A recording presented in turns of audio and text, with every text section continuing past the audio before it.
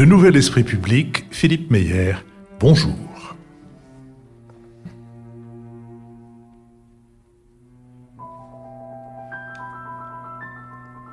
Bonjour, merci de nous avoir rejoints pour cette émission enregistrée à l'école alsacienne, en public, bien entendu, émission au cours de laquelle nous tenterons d'éclairer certains aspects de l'actualité et nous le ferons avec David Jayes, essayiste et enseignant à Sciences Po, avec Béatrice Gibelin, fondatrice de l'Institut français de géopolitique et directrice de la revue Hérodote, avec Richard Verly, correspondant à Paris et dans bien d'autres endroits du quotidien, comment dit-on, Richard Helvétique. Non, Helvétique, c'est pas sous sa forme que je voulais dire, du quotidien électronique. Oui. Voilà, du quotidien exclusivement électronique, Blick et Helvétique. Et avec Lionel Zinsou, ancien Premier ministre du Bénin et président de la fondation Terra Nova. Pardon. Cet enregistrement marque le début de notre 6e saison. Nous avons mis en ligne 312 émissions d'actualité et thématiques et une centaine de Bada, notre supplément culturel du mercredi. Notre équipe s'est étoffée depuis 2017, notre auditorat s'est élargi en même temps qu'il rajeunissait et faisait de nouvelles émules dans la population étudiante, ce qui est une excellente chose à ceci près que les étudiants ne paient pas d'impôts. En raison de la faiblesse de leurs revenus et ne payant pas d'impôts, ils ne peuvent évidemment pas bénéficier de la réduction d'impôts de 66% qui leur permettrait de nous soutenir. Ce qui veut dire que ceux d'entre vous, je parle à ceux qui sont devant moi, mais aussi à ceux qui sont de l'autre côté de ce micro, qui ont la possibilité de nous soutenir et qui se souviennent que 66% de leur contribution sera défiscalisée, seraient, bien avisés, très avisés de contribuer à ce financement et nous en avons absolument besoin. Donc nous comptons sur eux et c'est une affaire qui peut être réglée très rapidement, c'est une affaire de quelques clics sur notre site. Rappelez-vous que nous avons une préférence pour les soutiens mensuels. Pourquoi ? Parce que ça nous permet de savoir où vont nos finances. Les soutiens ponctuels sont, rassurez-vous, tout à fait reçus et dépensés, mais les soutiens mensuels nous permettent de savoir où nous allons. Je pense que je vais finir par expulser ce chat que j'ai dans la gorge. Je pense que voilà qui est fait. Nous sommes partenaires de l'hebdomadaire Le 1, dont le dernier numéro a pour titre « Une France sans eau », et il est ainsi chapeauté. L'été 2022 a confirmé que les effets du changement climatique étaient déjà là, symbolisés par une sécheresse qui a touché l'intégralité du territoire et coupé le robinet dans plus d'une centaine de communes.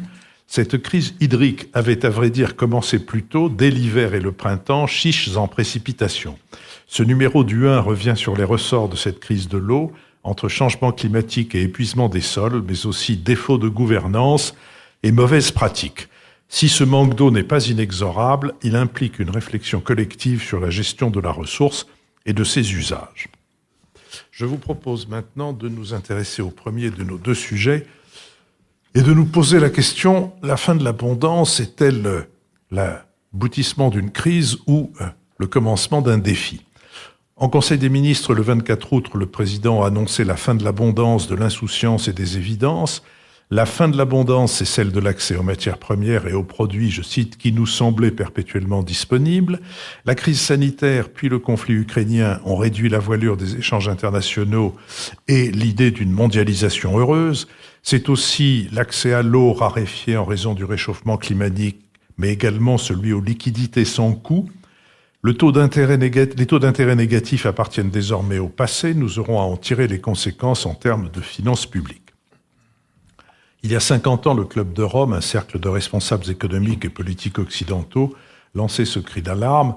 Si les rythmes de croissance et donc la surconsommation des réserves se poursuivent, les limites seront atteintes au siècle prochain. Fin de citation.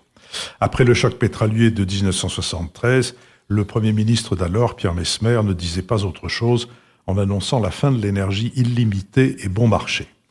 Après un été marqué par la canicule, la sécheresse et des incendies de forêt hors normes, l'enjeu est au cœur de la rentrée politique de la Première ministre, à travers un entretien aux Parisiens le 28 août, son discours aux entrepreneurs le 29, puis un séminaire ministériel à l'Élysée le 31. Aujourd'hui plus populaire que le président, Elle aura la lourde tâche de vendre aux Français son grand plan pour une sobriété choisie plutôt que subie, une sobriété juste et équitablement répartie. Pour le court terme, il convient, je cite, d'arrêter dès maintenant toutes les consommations d'énergie qui ne sont pas indispensables. Et dans ce but, la Première ministre en a appelé à la responsabilité collective. État, collectivités publiques, entreprises, associations et particuliers. Pour le plus long terme, le gouvernement prépare un plan global et complet. Se déplacer, se nourrir, produire, se loger, consommer, a détaillé Elisabeth Borne. Ce plan sera élaboré à l'automne, secteur par secteur, avec les ministres concernés. 3 premiers chantiers seront lancés dès septembre, la forêt, l'eau et la production d'énergie décarbonée, qu'il s'agisse du nucléaire ou de l'accélération du déploiement des sources renouvelables. Son suivi sera réalisé par le nouveau secrétaire général à la planification écologique, Antoine Pellion. En annonçant la fin de l'abondance, Emmanuel Macron a réalisé une improbable union des oppositions, les uns criant à l'insulte aux plus modestes, invités à voir la fin d'une période d'abondance dont ils n'ont pas connu le début, les autres dénonçant un discours aux résonances décroissantes. Selon un sondage Elab publié le 24 août, les 3 premiers mots évoqués par les sondés pour qualifier cette rentrée sont lassitude, nostalgie et tristesse. La sérénité ne pointant qu'en 4e position. Pour parler de la fin de l'abondance, qui était mieux qualifié qu'un Suisse frugal? Richard Verdi. D'abord, ma première réaction a été de m'interroger devant la nécessité de cette déclaration d'Emmanuel Macron. Fallait-il rappeler aux Français solennellement la fin de l'abondance? Je note qu'il a été quasiment le seul à le faire en ces termes au niveau européen. Avoir une telle solennité et surtout dans la position où il est, puisqu'on a tous compris qu'une partie du problème vient quand même, outre bien évidemment la guerre en Ukraine, les problèmes énergétiques qu'on connaît et Vladimir Poutine, une partie du problème vient du quoi qu'il en coûte. C'est-à-dire que Emmanuel Macron a de facto créé les conditions de l'habitude à l'abondance. Avec ce quoi qu'il en coûte, qui certes n'a pas été unique en Europe, mais dont le volume a quand même été tout à fait inédit, on a habitué la population à l'argent facile, à l'argent qui tombe du ciel, à l'idée que de toute manière, quoi qu'il arrive, l'État sera là pour intervenir et pour soutenir.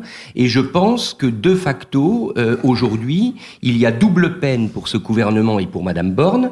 La première peine, c'est évidemment la conjoncture internationale, le prix des hydrocarbures que la France ne maîtrise pas. La deuxième peine, c'est la conséquence de ce passage qui a quand même duré à peu près 1 an et demi pendant la pandémie, où le message qu'on a envoyé à la population, c'est ne vous inquiétez pas, nous serons là pour vous secourir. Or, la réalité d'aujourd'hui, c'est qu'Emmanuel Macron est en train d'enlever le filet. Il y avait un filet qui permettait à tout le monde de sauter dans le vide en se disant qu'on ne se ramasserait pas sur le sol. Et bien maintenant, c'est sans filet, la France est sans filet. La deuxième question qui m'est venue en écoutant cette déclaration, c'est est-ce que c'est compris par les Français ? Et ça, je n'en suis pas sûr du tout. Parce que tout simplement, quand on regarde ce qui s'est passé cet été, les vacances se sont bien passées. Bien évidemment, il y a les feux de forêt qui ont donné une nouvelle intensité au défi climatique. Mais je crois qu'il y a une forme encore de questionnement de l'opinion en France sur la réalité du choc à venir. Un questionnement qui est entretenu quand même par un chiffre qu'il faut rappeler, même si les centrales nucléaires sont en mauvais état, on l'a compris. Cette idée que la France, contrairement aux autres pays européens et notamment contrairement à l'Allemagne, peut s'appuyer sur le nucléaire, eh bien, ça garantit, au fond, ça entretient cette idée que peut-être on pourrait s'en sortir de cette crise mieux que les autres. Et la troisième chose qui me paraît manquer, pour le coup, c'est une position européenne commune sur cette question de l'abondance. Et je pense que ça va être ça le grand défi de la rentrée. Est-ce que les Européens, donc les 27, l'Union européenne, vont être à même de venir, parce que c'est indispensable, il est indispensable que l'Union européenne ait un visage commun sur ce sujet. Est-ce que les dirigeants de tous les pays membres vont pouvoir venir avec le même discours, avec les mêmes propositions? Parce que si on commence, au fond, à faire du panachage, à faire de l'abondance ou de la frugalité à la carte, dans un contexte où M. Poutine attend à Moscou la moindre division européenne pour l'exploiter, je pense que c'est risqué. Donc en résumé, il était peut-être pas si indispensable que ça d'alerter sur la fin de l'abondance. Les gens sont assez adultes pour le reconnaître. Quant à la sobriété de Madame Borne et l'idée qu'il y aurait un plan complet gouvernemental, ça ne vous étonnera pas, Philippe, qu'en tant que suisse, frugal et un petit peu, je dirais, circonspect sur les capacités de l'État, je pense que l'État ne pourra pas tout faire et que c'est plutôt ce discours qu'il faudrait tenir aujourd'hui. David Jays. Oui, je pense que ce sujet passionnant, dont on pourrait parler des heures, appelle quelques réflexions théoriques. Depuis les débuts de la modernité, il y a une sorte de pacte tacite entre l'abondance et la liberté politique, puis la démocratie, telle qu'elle se consolide au XVIIIe siècle. L'économie politique classique, celle à laquelle nous sommes encore biberonnés aujourd'hui, elle repose sur une hypothèse de croissance indéfinie de la richesse, de la population, des ressources. Et d'ailleurs, elle n'a pu s'établir que quand on a vraiment congédié les théories propres à un monde stationnaire, les théories mercantilistes, la richesse des uns et la pauvreté des autres, les théories physiocratiques, tout ne vient que de la terre, et les théories malthusiennes, bien sûr. Et ce pacte tacite entre liberté et abondance, qui caractérise, à mon avis, la modernité, il est en train de se fissurer sous nos yeux. C'est ce qu'a très bien montré le philosophe Pierre Charbonnier dans son livre, que je vous recommande d'ailleurs, Abondance et liberté. Et depuis plusieurs décennies, nous faisons l'expérience de la raréfaction. Alors bien sûr, c'est la raréfaction des ressources naturelles et le tarissement, l'épuisement de notre biosphère, mais c'est aussi un ralentissement assez fort de la croissance, puisqu'il y a des économistes aujourd'hui qui parlent de stagnation séculaire. Et c'est, à en croire les dernières projections de l'ONU et de la banque HSBC, probablement à la fin du XXIe siècle, un ralentissement démographique, un effondrement même démographique selon certains. Donc nous allons, à moyen ou à long terme, je ne le sais, mais nous allons vers des sociétés de rareté. Nous allons redécouvrir les charmes de l'économie et de la société stationnaire. Et donc tout le sujet, si nous sommes démocrates, si nous sommes attachés à la liberté, c'est de renégocier un pacte entre la démocratie et la rareté. Et je trouve que de ce point de vue, la déclaration présidentielle est intéressante parce qu'elle ouvre des débats vertigineux. Quelques mots peut-être très rapidement sur le contexte. Nous faisons l'expérience donc d'une crise énergétique qui s'apparente à un choc d'offres négatif, qui ressemble à ce que nous avons vécu au moment des crises pétrolières des années 70. Mais cette fois-ci, c'est différent. C'est-à-dire que ce n'est pas simplement un effet prix et un choc d'offres négatif. Tout le monde a l'impression qu'il se joue quelque chose comme la répétition générale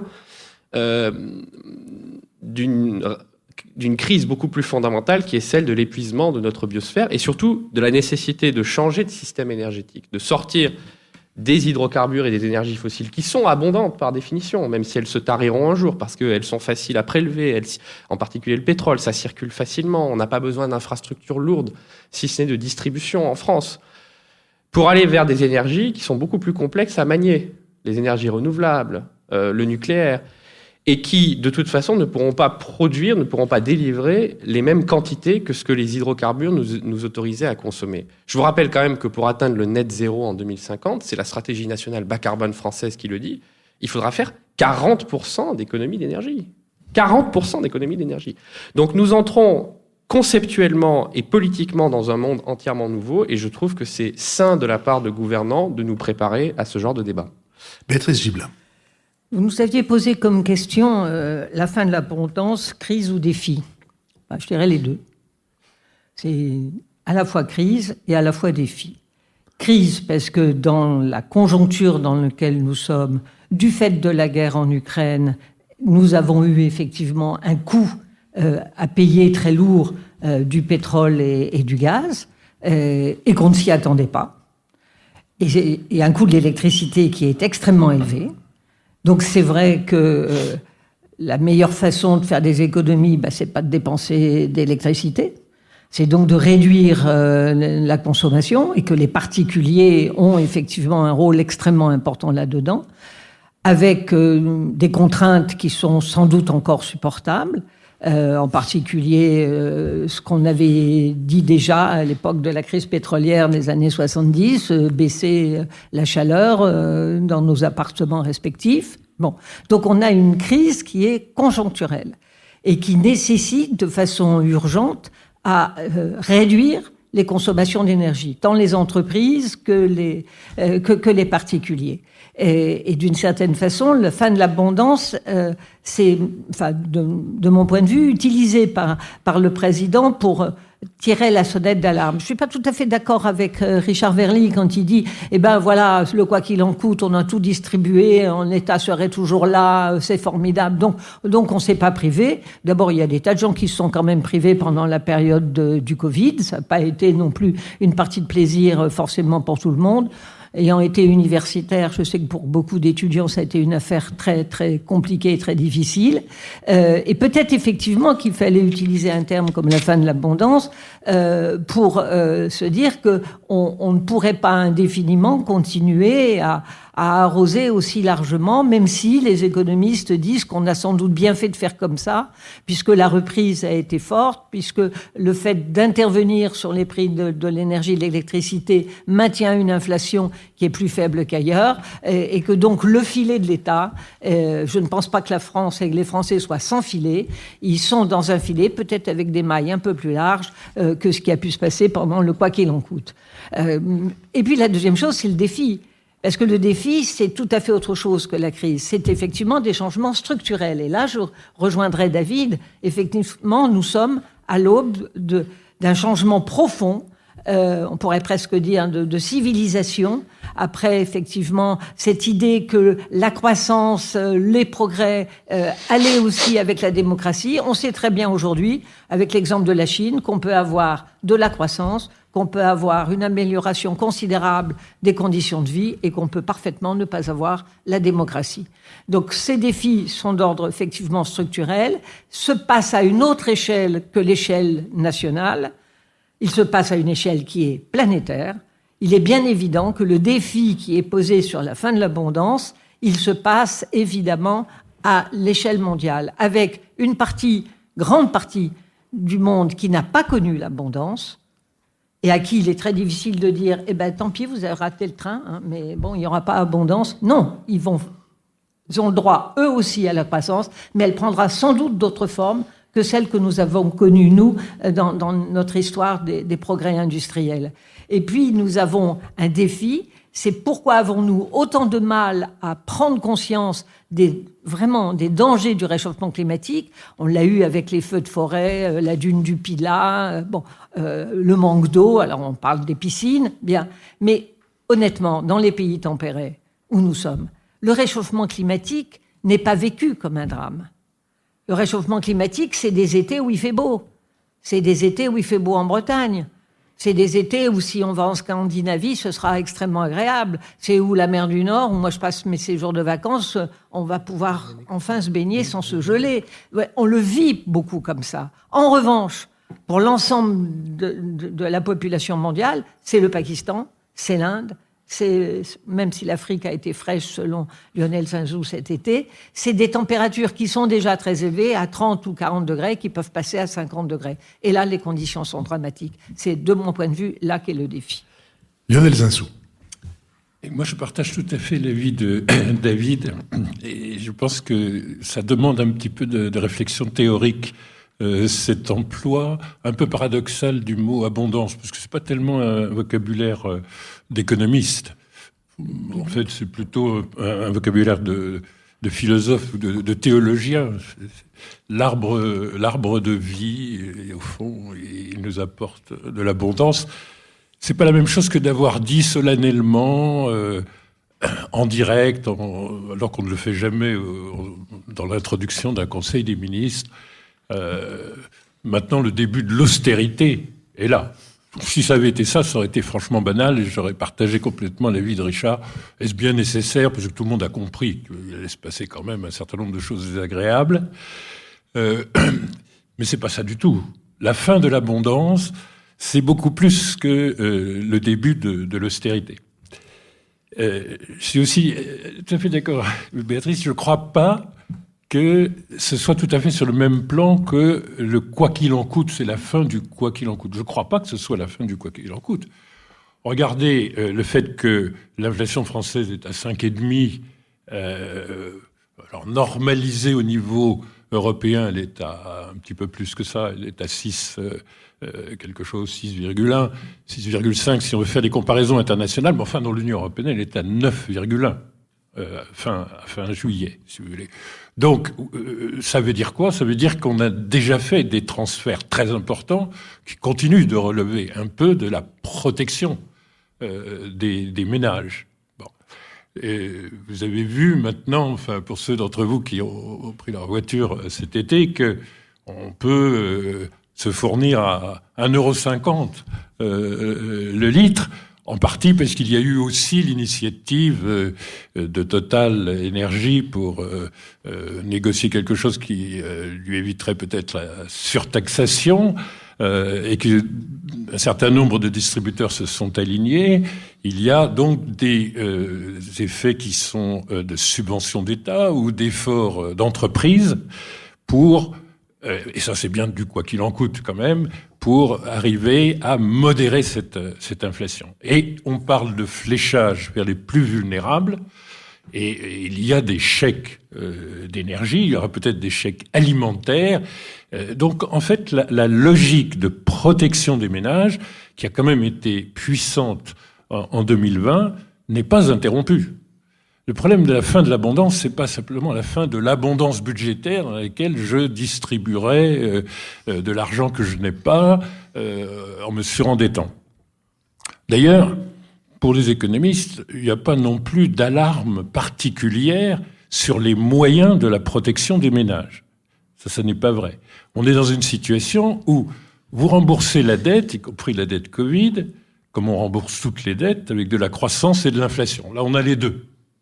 C'est-à-dire qu'on a eu une croissance en valeur historique jamais rencontrée en France en 2021.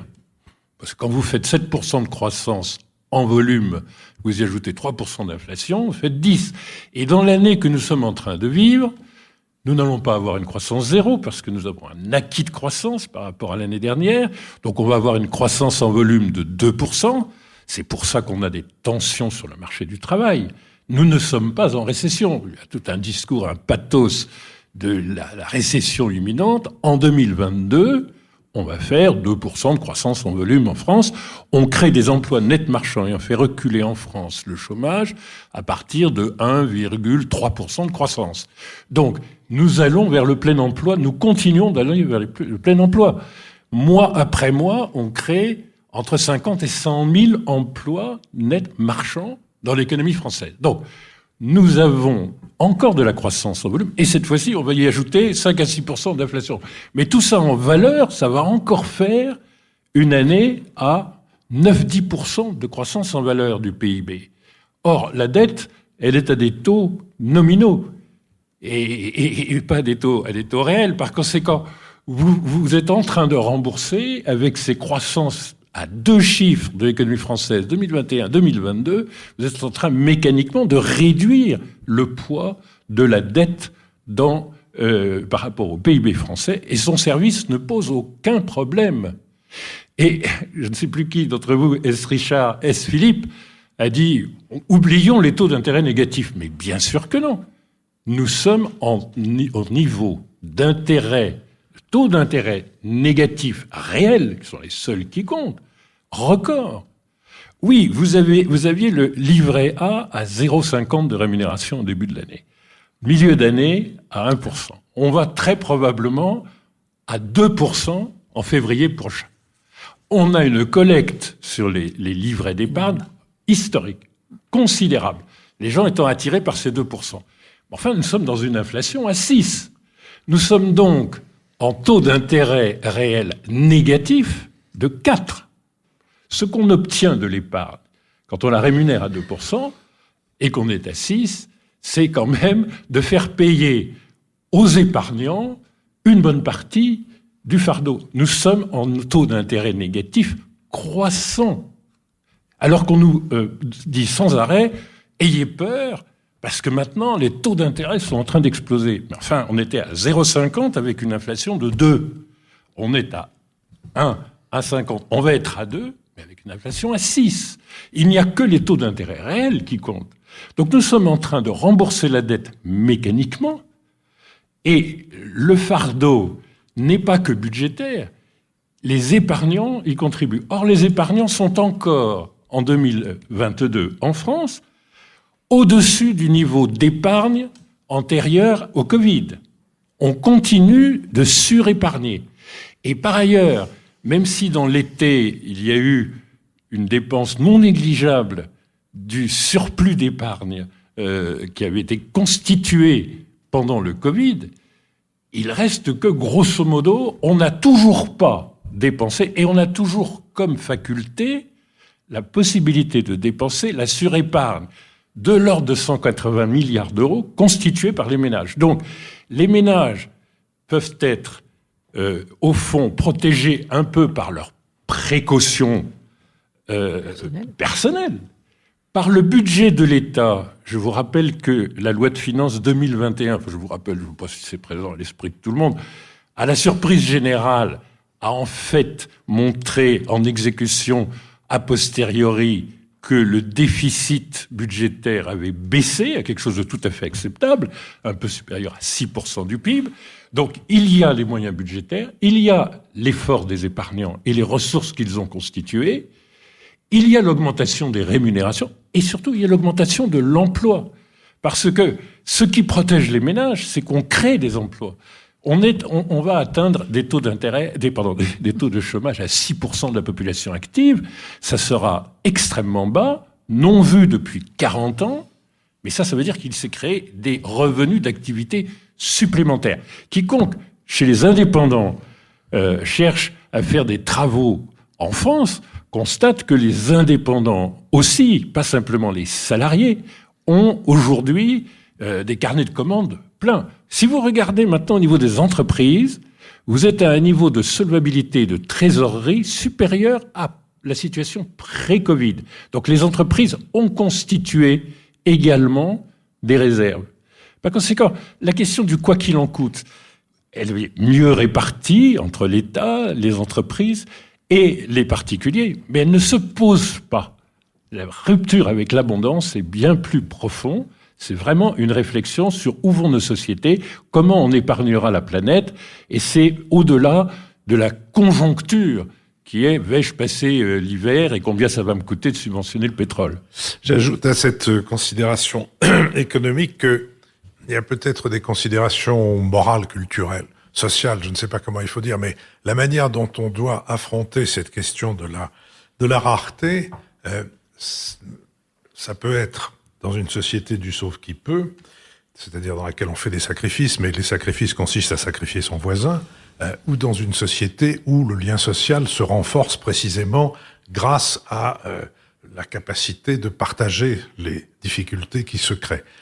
Dans l'observation superficielle qu'on peut faire de l'état de la société française, on peut dire qu'on est quand même plutôt dans le côté qu'avait plaisamment mis en titre un jour Charlie Hebdo, qui était « un pour tous, tous pourris ». David Jayes. Oui, alors pour approfondir encore sur le débat structurel sur lequel a conclu Lionel, moi je voudrais prendre l'exemple du système énergétique. Enfin, je voudrais développer sur ça. C'est un sujet d'une extrême importance. Il faut comprendre que depuis la révolution industrielle, nous n'avons jamais changé de système énergétique. La base de notre système énergétique, c'est les énergies fossiles. Et à chaque fois qu'il y a eu rupture, c'était qu'on ajoutait une énergie, un étage à la fusée. Par exemple, les historiens ont coutume de dire, après 1945, on est passé du charbon au pétrole. Mais pas du tout. Je vous invite à regarder la répartition de la consommation des énergies dans le monde. Le charbon est toujours en excellente place et la Chine ouvre encore aujourd'hui, une fois par mois, une centrale à charbon. Ça représente à peu près 25% de la consommation énergétique mondiale. C'est simplement qu'après 1945, dans nos sociétés d'hypercroissance industrielle, on a eu des besoins énergétiques nouveaux et que là, divine surprise, le pétrole a pu être extrait et acheminé en quantité mirifique. L'enjeu pour nous aujourd'hui, c'est donc de changer de système énergétique. Et comme le dit souvent Jean Covici, l'énergie, c'est le sang qui circule dans la société. Donc il faut changer de système hépatique. C'est la chose la plus difficile à faire. Mais de passer d'un système qui était abondant, presque illimité, parce que les hydrocarbures, c'est vraiment extrêmement facile à extraire, à déployer, à acheminer, pour aller vers un système où la production énergétique est en partie relocalisée sur nos territoires. Donc on n'est plus simplement sur des terminaux de distribution, mais on est sur des infrastructures lourdes de production, de pilotage, de gestion de l'intermittence, s'agissant des énergies renouvelables. Donc l'électrification, dont on parle beaucoup, parce que tout le monde dit l'électrification va résoudre tous les problèmes, ça nécessite des efforts considérables en énergie renouvelable et en nucléaire, avec des capacités de production qui sont très incertaines. Nous allons avoir des très fortes tensions sur le système électrique à la fin de cette année. Et nous importons aujourd'hui, il y a une petite application sur iPhone qui permet de voir notre consommation d'électricité, nous importons aujourd'hui presque 20% de notre électricité. Deuxièmement, la biomasse, parce qu'à côté de l'électricité, c'est la biomasse. Et c'est l'exemple de l'aviation, qui pour moi est très significatif. Les techno-optimistes disent, de toute façon, d'ici 2040, on aura fait l'avion électrique ou l'avion au biocarburant. Hydrogène. Très bien. Moi, je suis un optimiste aussi. J'ai confiance dans les ruptures technologiques. Simplement, cet avion, c'est pas parce qu'on a conçu le dispositif technique qu'il ne faut pas mettre de l'énergie. Il ne faut pas consommer de l'énergie pour le faire voler. Et quand on regarde ce que consommerait en électricité l'électrification du parc aérien français, ou ce que consommerait en biomasse l'usage des biocarburants, eh bien, on se rend compte que ce serait des quantités absolument considérables qui auraient forcément un impact sur d'autres usages sociaux. Ce que je veux dire par ce petit exemple, c'est que si nous avons compris qu'il fallait faire la transition énergétique, je crois qu'intellectuellement, nous n'avons pas encore mesuré la différence fondamentale qu'il y a entre un système énergétique qui est basé sur les hydrocarbures, énergie relativement facile à extraire et à consommer, versus un système basé sur une électrification à base de renouvelables et de nucléaire et sur la biomasse. Richard Verly. Je crois qu'on est en train d'apporter une formidable illustration de l'utilité extraordinaire du nouvel esprit public, puisque on fait l'explication de texte de la déclaration présidentielle sur la fin de l'abondance. Mes chers amis, pardonnez-moi, je ne suis pas du tout sûr que les Français l'aient compris comme ça. Parce que vous estimez qu'à partir du moment où Emmanuel Macron a parlé de la fin de l'abondance, immédiatement, les Français ont compris que l'abondance en question, ça concernait au fond les grands défis structurels de l'avenir, la question des ressources, etc., etc. Moi, je pose la question. C'est-à-dire qu'il y a eu quand même un mélange des genres entre le court terme qui est imposé par la situation géopolitique, donc fin de l'abondance, c'est-à-dire en gros fin du gaz russe, c'est-à-dire pénurie provoquée par un conflit, et de l'autre, peut-être en arrière-plan, les grands défis structurels. Alors, je crois que c'est formidable l'explication de texte qu'on est en train de faire, mais je voudrais quand même apporter 2-3 nuances. Premièrement, on devrait donc, cher David, tous estimer que nous sommes en situation de fin d'abondance parce que c'est évident, alors que dans quelques mois, nous aurons, pardonnez ma trivialité, une Coupe du Monde au Qatar dans des stades à air conditionné grâce au gaz qatari qui sort de terre sans limite. Donc ça voudrait donc dire qu'on est dans une sobriété qui ne concerne qu'une partie de la planète, c'est-à-dire l'Europe, pendant que le Moyen-Orient a les vannes ouvertes sur le gaz. Moi, j'ai l'impression qu'il y a beaucoup de gens qui quand même ont ça en tête, et c'est d'ailleurs là-dessus que Poutine compte, pour qu'à un moment on se dise, finalement, il y a du gaz en Russie qu'il est en train de cramer, littéralement, parce qu'il n'arrive pas à le vendre. Il faudrait peut-être se rabibocher avec lui pour le récupérer. Deuxième élément, sur la sobriété. Le problème de la sobriété, c'est le partage du fardeau. C'est-à-dire que, et là, on a un énorme point d'interrogation. C'est-à-dire cette sobriété plaidée par Madame Borne, qui devient un peu la proviseure en chef du lycée France, qui va en payer le prix ? Qui va payer le prix de cette sobriété ? Vous avez vu le début d'initiative de Clément Beaune, le ministre des Transports, sur les jets privés. On a tous vu cet été des municipalités se ravir. Il y en a d'autres qui n'aiment pas trop ça, mais certaines se ravissent de l'arrivée des grands paquebots. Je crois qu'à Marseille, notamment, ils étaient plutôt très contents de voir revenir ces grands paquebots. Donc là, il y a des questions posées. Donc moi, je crois que tant qu'on n'aura pas répondu à ces deux questions, c'est-à-dire quelle est la fin de l'abondance ? Qu'est-ce que ça signifie concrètement ? Et deuxièmement, comment on va faire pour partager le fardeau ? On est quand même un peu dans le tunnel. Béatrice Gibelin. Oui, il ne suffira pas de dire la fin de l'abondance pour qui, comment. Il faudra réussir à être cru, à ce qu'on soit crédible. Le problème est en grande partie celui-là. Philippe a dit de façon un peu d'emboutade, c'est l'autre qui va devoir supporter. Et je reviens à ce que j'ai tout à l'heure, la perception de la réalité de la fin de l'abondance et du changement de système dans lequel on va se trouver n'est pas encore perçue, compris, admis. Donc si vous voulez, quand on dira, les jets privés, on va les contrôler, ou les piscines. Oui, mais les piscines, il y a maintenant des millions de Français qui ont une piscine. Et ça va pas être, c'est pas des très riches qui ont une piscine. On peut avoir une piscine pour 5 000, 6 000 euros. On peut avoir une piscine dans son jardin. Donc, qu'est-ce que ça voudra dire quand on dira on arrête tout ça? Moi, il me semble qu'il y a là une pédagogie, mais très compliquée, à essayer de faire passer. Et je rappelle que le défi, il est à l'échelle planétaire. Et que pour des tas de gens, cette fin de l'abondance, c'est extrêmement difficile à entendre. Et alors, je comprends qu'on l'ait dit au moment de la rentrée et obligé à faire réfléchir. Et quand on voit les tonnes d'encre et de papier qui ont été écrits sur la fin de l'abondance, il a bien fait de choisir ça, parce qu'il aurait dit austérité, personne n'en aurait parlé autant. Mais l'abondance, ça a suscité quand même... Moi, j'ai été très surprise par l'importance des discours, tous azimuts qu'il y a eu par rapport à ça. Mais le défi, il est bien là. Et comment faire comprendre à l'ensemble de nos concitoyens que ce qui se passe à l'échelle planétaire les concerne directement au-delà du drame de la forêt des Landes. Lionel Zinsou. Alors, pour faire plaisir, en fait, à Béatrice, Terranova a fait une petite note très pratique sur la sobriété, pour répondre à Richard également, en se disant, si ça se trouve, les Français ont pas une culture théologique sur l'abondance, ils ont peut-être une culture de leurs courses chez Intermarché tous les 2 jours, et donc soyons pratiques.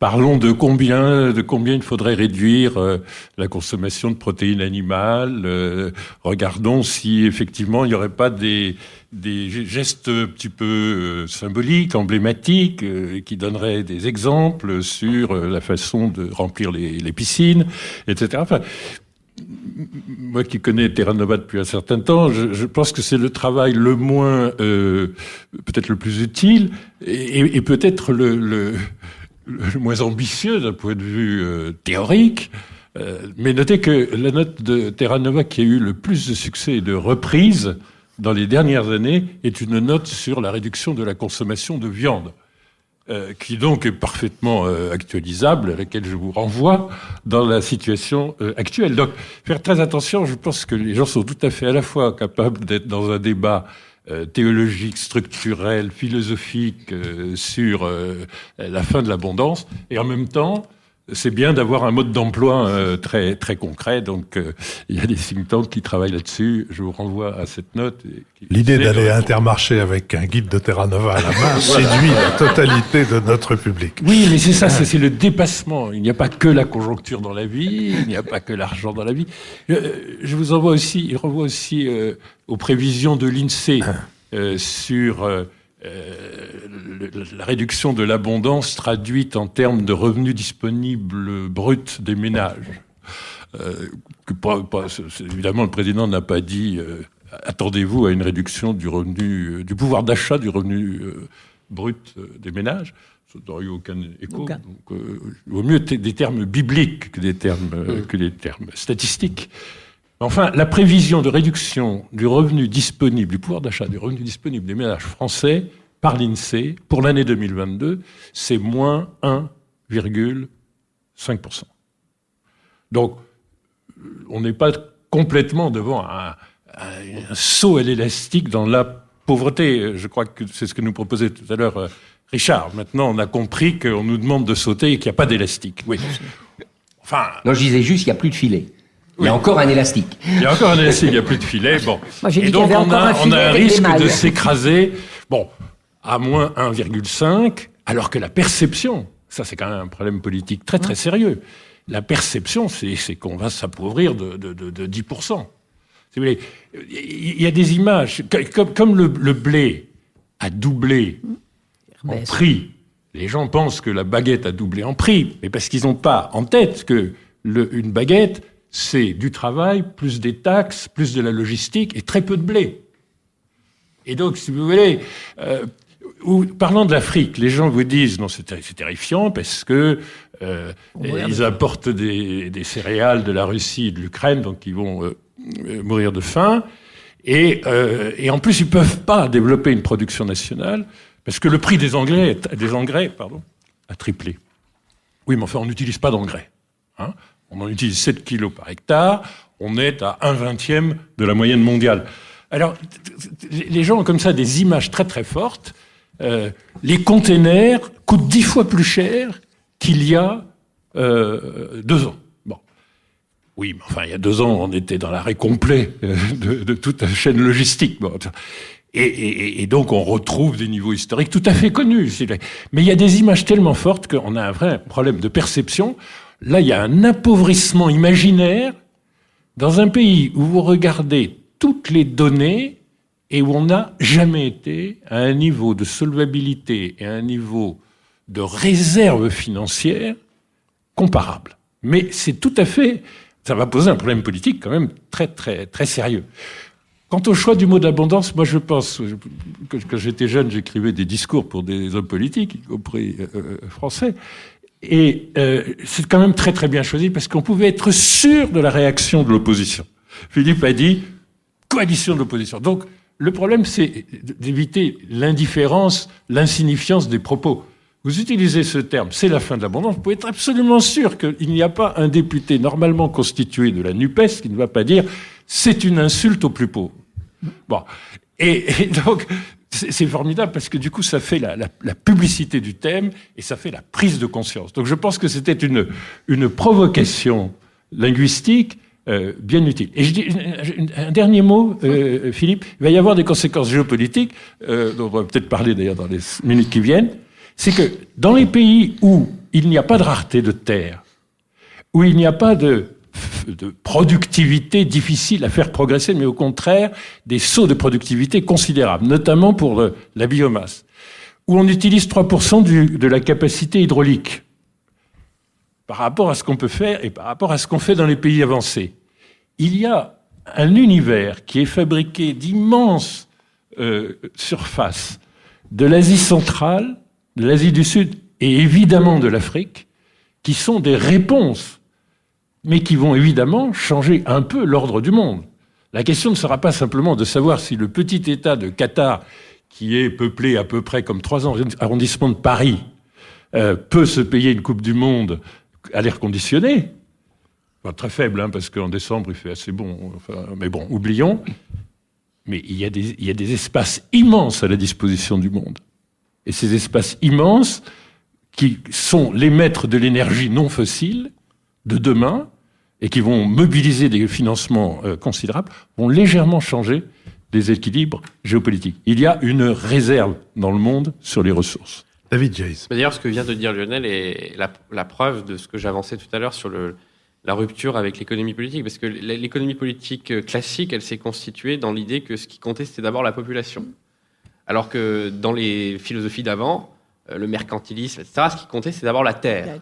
Et là, on revient... Il y a d'ailleurs un excellent économiste qui s'appelle Alain Tranois qui a écrit un livre qui s'appelle « Le retour de la terre », dans les patrimoines, mais dans l'économie en général.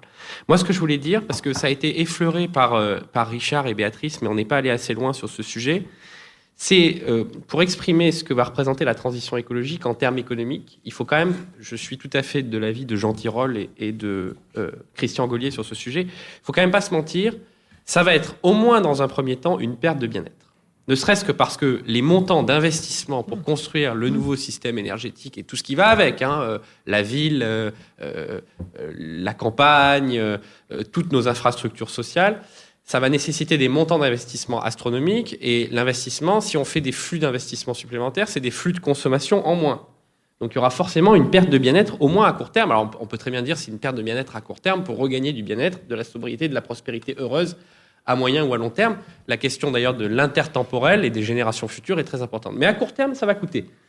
Donc toute la question, c'est... Et les exemples qui étaient mobilisés tout à l'heure par Béatrice sont très, très éloquents. Je vais dire le droit, comme dirait Jérôme Fourquet, le droit universel, le droit opposable à la piscine. Le week-end à Barcelone à 35 €, dont on fait encore la publicité sur les autobus. Est-ce bien raisonnable 35 € le billet d'avion, par Ryanair ou par des compagnies low cost.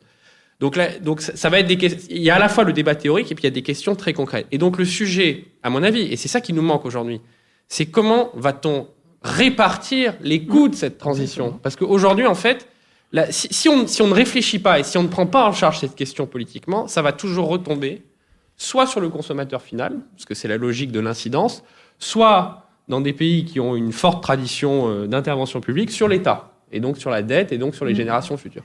Donc il faut qu'il y ait un vrai travail d'économie politique pour se dire comment va-t-on, bon sang de bonsoir, se répartir les coûts de cette transition. Qui va payer quoi? Les entreprises, la finance, l'État, les citoyens, les consommateurs, qui peuvent être tout ça à la fois d'ailleurs. Cette question-là, elle est devant nous et elle est absolument majeure, et je pense que ça va changer l'architecture de notre démocratie. David, Philippe, un peu d'indiscipline. Il faut simplement qu'on prenne une décision. Mais à mon avis, elle est prise. Dans les faits, nous avions prévu de traiter un deuxième sujet, qui était la situation des relations entre la France et l'Afrique. Il en viendra peut-être des bribes dans la conversation que nous aurons, selon les traditions, après l'enregistrement de cette émission. Mais pour le moment, ce sujet-là est trappé. Juste un mot sur les piscines pour mettre juste sur le droit opposable à la piscine. J'avais un jour à préparer une émission avec Françoise Hardy et je lui ai demandé si elle était allée en Corse où habite Jacques Dutronc et qui elle est restée liée, mais quoique séparée. Et elle m'a dit, oui, vous savez pas ce qu'il a fait avec sa piscine? Je lui ai dit, non, il l'a fait combler. Ah, il a fait combler sa piscine et pourquoi? Parce que, a-t-il dit, maintenant je saurai qui sont mes vrais amis. Ça peut être aussi, ça peut être un moyen d'entraîner les gens à ne plus avoir de piscine. Lionel Zinsou. Oui, alors David, il ne faut pas raisonner en statique comparative. Il y a des dynamiques assez intéressantes. Pour les historiens économistes, moi, quand j'étais jeune, j'enseignais de l'histoire économique. Il y a une façon importante de financer des investissements considérables, c'est de réduire les pertes. C'est d'entrer dans des mécanismes d'économie circulaire. C'est de réduire le gaspillage. Et dans la phrase du président Macron, il n'y a pas que l'abondance. Il y a aussi tout ce qui est pour changer les évidences sur la façon dont on raisonne économiquement et se départir de l'insouciance, c'est-à-dire d'une certaine indifférence au gaspillage.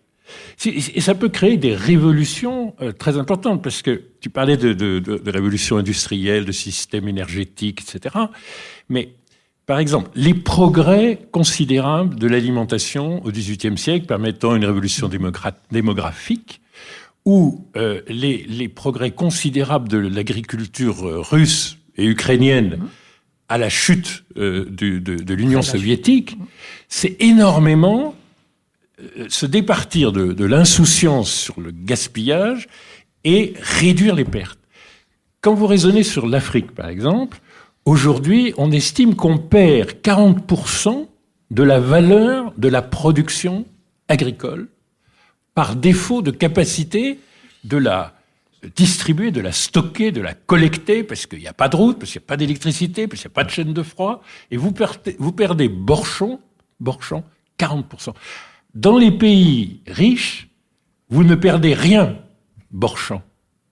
En revanche, vous mettez à la benne à ordures une partie très importante qu'on ne met jamais ni en Asie ni en Afrique à la benne à ordures. Et on consomme absolument tout. On a perdu une partie considérable de la valeur en amont. Le monde riche perd en aval. Mais les deux peuvent changer tout à fait. Parce que la question, c'est pas la frugalité. Mais si vous avez des comportements devant l'alimentation et devant le respect de la nature, qui sont les comportements d'un Indien ou d'un Béninois, et si vous avez les infrastructures d'un Français ou d'un Allemand, vous aurez la faculté, parce que c'est le grand paradoxe de la famine, de la faim, mais c'est la même chose sur la disponibilité de terres arables pour pouvoir faire du biocarburant pour les avions de David, et pour les voitures au passage, parce qu'elles vont consommer encore plus d'électricité que l'avion, ou pour faire de l'hydrogène vert. Mais si vous combinez la réduction des pertes en passant, si vous voulez, à un modèle responsable, non insouciant, de pays pauvres pour ce qui est de l'aval, et un modèle de pays riche pour ce qui est la richesse en capital, en infrastructure, vous réduisez les pertes, et ça, c'est un moyen de financer les transitions énergétiques auxquelles on ne pense jamais dans les pays d'insouciance. C'est une évidence sur laquelle il faut revenir. vous avez là des marges considérables de manœuvre en matière de transition énergétique. Béatrice Gibelin. Je reviens sur l'idée du coût. On va prendre l'eau en France. Qui paye l'eau en France? Essentiellement les particuliers. 80% du coût de l'eau est payé par les particuliers. 15% par l'industrie, 5% par les agriculteurs. Alors on peut comprendre qu'on fasse du maïs à des endroits où il vaudrait mieux pas en faire, où on peut arroser à midi, parce que de toute façon, ça ne coûte pas beaucoup. Je pense qu'il y a une question là qui est importante, c'est avoir, pour une agriculture qu'on dit raisonnée, eh bien, il faut faire attention, effectivement, si on veut voir les choses évoluer, si on veut voir une irrigation plus raisonnable, ben, il faut que ça ait un coût.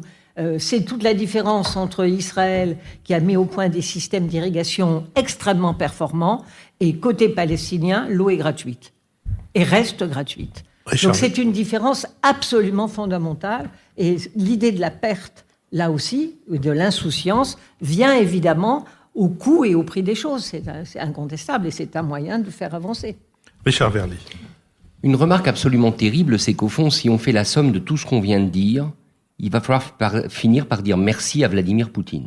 Oui, C'est-à-dire merci à Poutine d'avoir provoqué par la guerre en Ukraine le choc et la prise de conscience qui est la nôtre aujourd'hui et qui conduit à la déclaration d'Emmanuel Macron. Pourquoi je dis ça? C'est parce que ça pose une question de calendrier. C'est que si demain, ou après-demain, espérons que ce soit plutôt demain, la guerre en Ukraine venait à se terminer et que la manne du gaz russe venait à se réouvrir, j'ai un peu peur que tout notre discours soit subitement oublié. Donc comment va-t-on faire pour maintenir le défi d'une abondance passée ou de l'abandon de l'abondance si toutefois la guerre en Ukraine venait de se terminer? Et enfin, quand même une chose, je reviens à ce que je disais, on est dans une conversation très franco-française. Et je trouve que ce qui a manqué au discours d'Emmanuel Macron, alors que d'habitude il est très européen, c'est la dimension européenne de cette fin de l'abondance et la nécessité d'une prise de conscience commune européenne, parce qu'il est évident que ce que fera la France n'aura de toute façon qu'une portée et une incidence limitée. David James.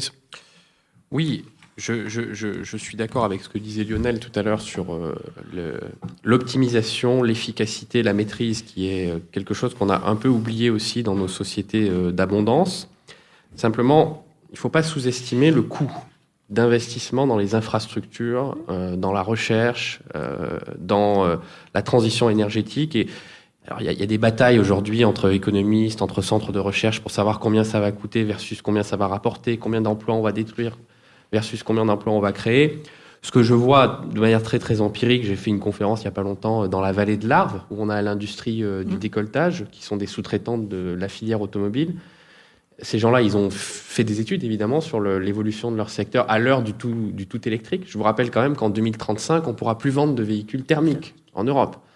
Et si on reste sur le trend, on va détruire 3 emplois sur 4.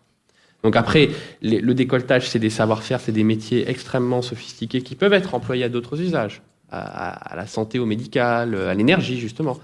Mais ces choses-là, il faut les penser, il faut les anticiper. Et donc, il y a quand même un grand point d'interrogation sur le point de savoir qu'est-ce que ça va créer par rapport à ce que ça va détruire dans un premier temps. Et je suis plutôt de l'école Jean Tirole, Christian Gaulier, qui consiste à dire que le solde net, dans un premier temps, risque quand même d'être négatif et qu'on peut s'en sortir, mais qu'il faut apprendre à se poser les bonnes questions et à répartir la perte, à partager le fardeau en quelque sorte. Et ça, c'est quelque chose auquel le logiciel politique qui est complètement calé effectivement sur la croissance et l'abondance n'est pas prêt. Donc il faut qu'on évolue aussi dans notre façon de se poser collectivement les questions. Je vous propose que nous passions maintenant à notre dernière séquence, la séquence des brèves, et bien entendu, nous reprendrons cette discussion dans quelques instants avec celles et ceux qui, dans le public, resteront et souhaiteront intervenir. En ce qui me concerne, en guise de brève, je voudrais rappeler ce qui est arrivé à Salman Rushdie au mois d'août dernier à New York, où il a été agressé et très gravement poignardé. À la suite de cette agression, un certain nombre d'intellectuels ou d'éditeurs ont été interrogés par Le Monde, et je voudrais reprendre une citation de Salman Rushdie qu'avait utilisée Françoise Nyssen. Voilà ce que disait Salman Rushdie. « La littérature se réjouit des contradictions, et dans nos romans et dans nos poèmes, nous chantons notre complexité humaine, notre capacité à être simultanément à la fois oui et non, à la fois ceci et cela, sans en éprouver le moindre inconfort. À notre époque où l'on vise à tout simplifier, cette magnifique complexité n'a jamais été plus importante. On nous somme de nous définir de plus en plus étroitement, de comprimer notre personnalité multidimensionnelle dans le corset d'une identité unique, qu'elle soit nationale, ethnique, tribale ou religieuse. J'en suis venu à me dire que c'était peut-être cela, le mal dont découlent tous les maux de notre époque, car lorsque nous succombons à ce rétrécissement, alors il nous devient plus facile de voir en l'autre un ennemi. Richard Verly. Je vais conseiller un livre qui parle d'un pays qui bientôt sera dans l'actualité, puisque vous savez qu'en Italie, il y aura des élections législatives tout à fait importantes le 25 septembre. Vous savez peut-être aussi que les sondages donnent aujourd'hui en tête Madame Meloni, qui est la dirigeante du parti d'extrême droite Fratelli d'Italia. Et il y a un roman, je trouve, qui éclaire beaucoup sur l'Italie et sur la psyché italienne, qui quand même interroge toujours. C'est le dernier roman de Metin Arditi. Il se trouve que Metin Arditi est un romancier suisse, basé à Genève. Son dernier roman, publié aux éditions Grasset, s'intitule « Tu seras mon père ».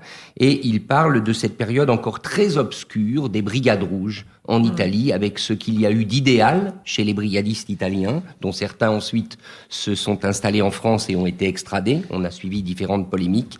Il parle aussi des pressions extérieures. Il y avait le rôle des États-Unis, de la CIA aux côtés de la démocratie chrétienne italienne. Bref, c'est cet imbroglio politique italien dont on va peut-être voir le résultat le 25 septembre, qui est traité de manière très intime par Metin Arditi, dans son livre. C'est « Tu seras mon père » aux éditions Grasset. David Jayes. Oui, alors je suis un admirateur depuis longtemps du poète Fernando Pessoa, mais j'avais jamais lu un livre dont plusieurs personnes m'avaient dit « Tu vas voir, il va changer ta vie », qui est le livre de l'intranquillité, qui est une espèce de journal de bord où il prête ses propres propos à des personnages fictifs. Alors, il y a une polémique autour de ce livre parce qu'en fait, il a été republié par Christian Bourgois, éditeur, récemment, et retraduit en livre au pluriel de l'inquiétude, parce qu'en fait, il y a 3 personnages. Le livre de l'intranquillité, c'était juste un seul personnage. Là, c'est 3 personnages fictifs. Et on peut dire que Pessoa est quelqu'un qui a mis une énergie folle à ne pas être un homme d'action. Et puisque Philippe était dans les citations, je vous en lis une que j'ai trouvée très belle aussi, sur l'opposition entre action et contemplation, qui est vieille comme la Grèce ancienne. Pessoa dit « Le rêveur n'est pas supérieur à l'homme actif parce que le rêve serait supérieur à la réalité. La supériorité du rêveur vient de ce que rêver est beaucoup plus pratique que vivre et que le rêveur tire de la vie un plaisir beaucoup plus varié que l'homme d'action. Pour le dire mieux et plus directement, c'est le rêveur qui est le vrai homme d'action. » L'idée que David se transforme prochainement en rêveur me paraît une des choses les plus extraordinaires que j'ai entendues. Béatrice Gibelin. Béatrice. Bien, moi, c'est un film que vous avez peut-être déjà vu, ou si vous ne l'avez pas encore vu, mais je vous encourage à y aller parce qu'il va peut-être sortir des écrans. C'est Leïla et ses frères. C'est un film iranien.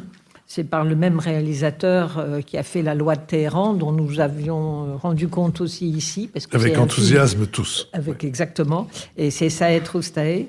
Et c'est tout à fait remarquable. Moi, j'ai un immense intérêt pour y avoir des amis sur l'Iran contemporaine. Et je trouve que ces réalisateurs iraniens, dans des conditions extrêmement difficiles, le film est censuré en Iran, il a été retenu au Festival de Cannes et ça a suffi pour le censurer.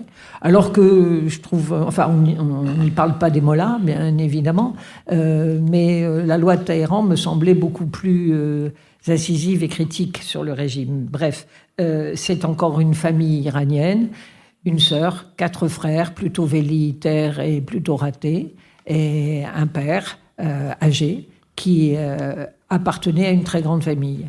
Et donc espère, à la mort du parrain, devenir le parrain. Titre honorifique qui a une charge financière dans un milieu qui est extrêmement précaire. Et Leïla a la tête sur les épaules et essaye de sortir père et frère de cette situation de précarité. Magnifique. Lionel Zinsou. Alors moi, je vais changer de brève parce que, du coup, je me sens frustré qu'on n'ait pas du tout parlé du voyage africain du président de la République française. C'est tellement long. Alors, je vous rappelle donc qu'il était l'assistant à 22-23 ans de Paul Ricoeur, et que donc, Philippe a l'air d'en douter. C'est-à-dire, je sa ne gestuelle. doute pas qu'il ait travaillé pour Paul Ricoeur. Je trouve que le mot d'assistant suppose, dans certains cas, une proximité dans la collaboration dont je ne suis pas absolument sûr qu'elle ait eu lieu entre le jeune Emmanuel Macron et Paul Ricoeur. Voilà. Voilà. Alors, vous allez Enfin, il a travaillé pour Paul Ricoeur, c'est Vous certain. allez dissiper cette, je crois, ce doute, ce scepticisme.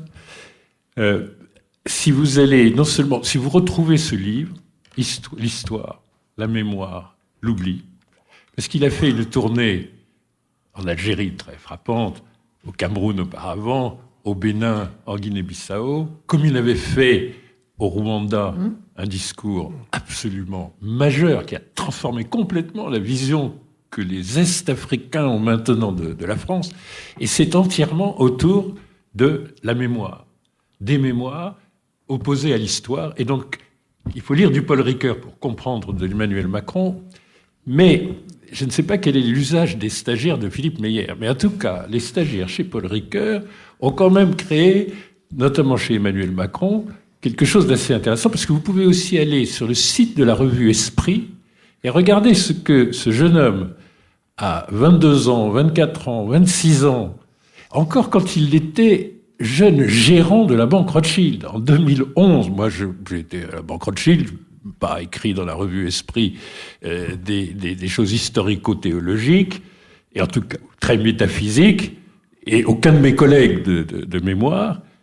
Et regardez la qualité. Vous allez sur le site d'Esprit et vous lisez les articles inconnus de M. Emmanuel Macron, mais référant à la pensée de Paul Ricoeur. Et là, vous apercevez que même s'il a été un secrétaire qui n'était pas un assistant, ça l'a complètement transformé. Et vous trouverez les racines de quelque chose dont Philippe doute également, c'est-à-dire que le macronisme, c'est un peu plus qu'une idéologie, c'est une espèce de théorie, et sur tout ce qui concerne la mémoire, je vous assure, s'il y a quelque chose qui a été réussi dans les 5 ou 6 ans entre la France et l'Afrique, c'est probablement pas de combattre les djihadistes au Sahel, c'est probablement pas de faire progresser tel ou tel, au fond, intérêt économique contingent, c'est de changer complètement le regard de l'autre sur vous, le regard que vous avez sur les autres, et cela en traitant